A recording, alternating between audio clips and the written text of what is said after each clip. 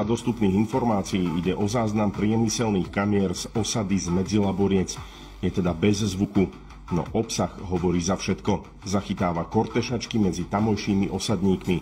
Hlavným aktérom dnešný europoslanec Oľano Peter Polák a miestny kandidát na primátora Medzilaboriec Ivan Solej.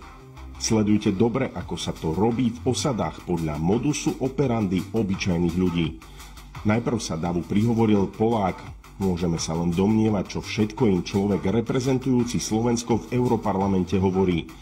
Netrvá to dlho a začína sa to, o čom by sme pokojne mohli hovoriť ako o volebnej korupcii.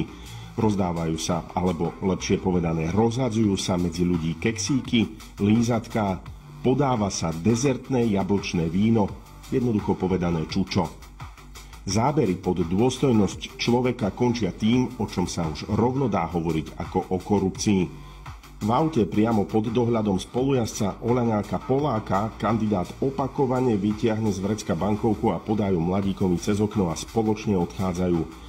Za to bol kandidát Oľano Solej aj právoplatne odsúdený. Peter Polák, pod ktorého priamym dohľadom sa to dialo, si aj ďalej europoslancuje a dnes aj kandiduje po slovenských osadách. Podľa informácií Hlasu sa podobná situácia ako v tomto videu deje v